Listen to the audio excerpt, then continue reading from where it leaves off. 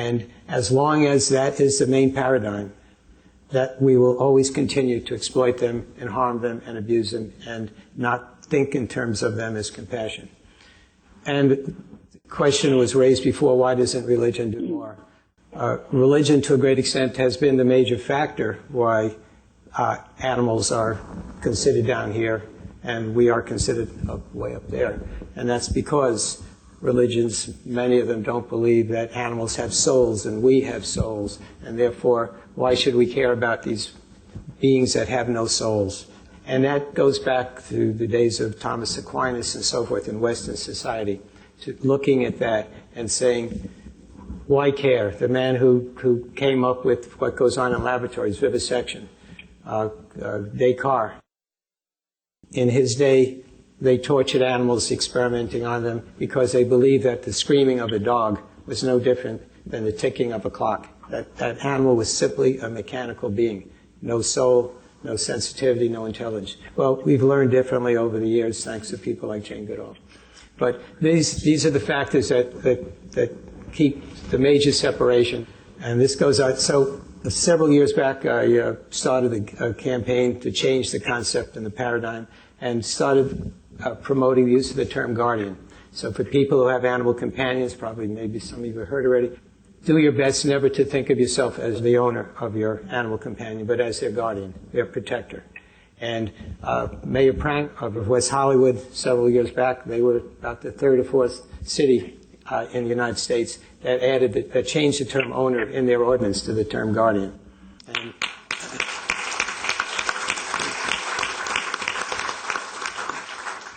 And other cities include St. Louis, Missouri, Bloomington, Indiana, San Jose, San Francisco, Woodstock, New York, Amherst, Massachusetts, state of Rhode Island. And we're hoping soon to have Beverly Hills to have it happen. We're working on that. So this is critically important. Action follows language. Concepts, what one does, the way one thinks. So as long as people like ourselves don't take the lead and don't think of animals as more than resources, property, commodity, and things, we will just be spinning our wheels. But I would like to say that because of this climate catastrophe, it has brought together people. Up until now, there has been a giant divide between animal protection, animal rights, and environmentalism and concern for the environment. And now, because of this audience is made up perhaps of people who hadn't given that much thought to the suffering of animals, maybe a little bit, but really haven't put their minds into what goes on in the factory farms and the millions of animals that are killed in the most hideous ways. As a veterinarian, I've witnessed it. Or who were raised in the most hideous ways. But now, because our earth is involved, we have another, in quotes, stake in it, spelled the other way. And on some levels, I'm pleased that this is bringing this together. I have a question to ask you, and that is your thoughts on how to change the paradigm to get people to realize that we are but one species among many, and to give much more consideration to the other species that we share the planet with. Thank you. Thank you, sir. You see, you have very good suggestions through your question that we should really change the attitude towards our animal co-inhabitants. Yes. But this will take a little time and a lot of public informing activities in order to change everyone's attitude. Every one of us can contribute our part, whatever way we can, to change the public opinions.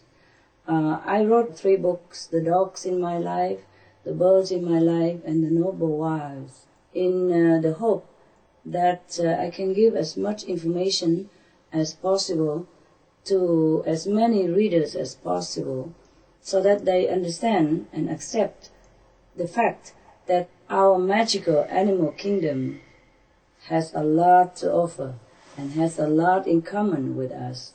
In fact, some of them are more endowed than us humans. And I have suggested to use the word our co-inhabitants in the Supreme Master TV in referring to our co-inhabitants, animals. And some people already use caretakers, a guardian, a human companion, etc., etc., instead of pet owners. It's a good sign, and I hope this trend will be more common in the future. But even if they say, okay, I'm the owner of the dog, it's just a term to refer to his companion. But if he treats the dogs well, humanly, compassionately, and lovely, then it doesn't matter. We also don't mind. As long as people, mentality have to change. They have to look upon our animal co-inhabitants with all due respect and understanding. The best would be that they can communicate with the animals. But you see, at least if we have domestic animals, we should love and respect them as family members and give them names and comforts and the way we would like to be treated. My books also to let people know that we can really communicate with animals just like the way we can communicate with our family members or friends. Therefore, I even suggest with the Supreme Master Television to list all the animals, psychics, the animals communicators on the television website and the television screen.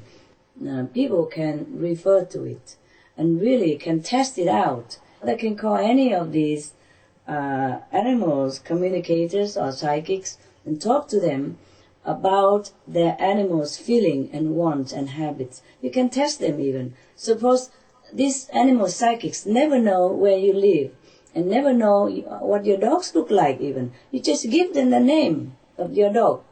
And then he will tell, or the animal communicators, or you call it psychics, can immediately tell you the intimate details about your dog.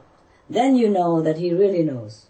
And then you can ask them further question about what your dogs want, and is there any question from the dog's part or anything that the dogs request from the companion, the human caretaker.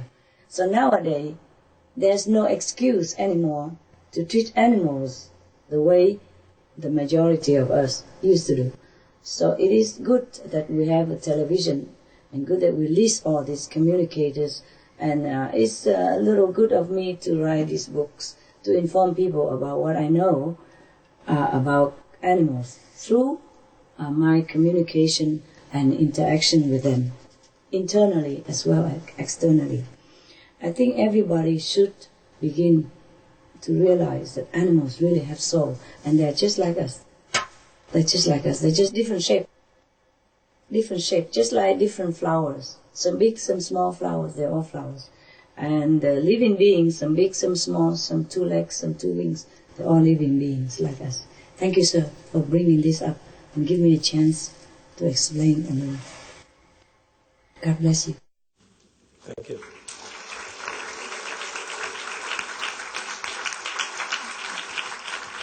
I had the great pleasure of reading Supreme Master's books about animals, and they really are beautiful and spiritual, and they're international bestsellers, which is always a good thing because she, again, is spreading the word about the relationship between people and animals.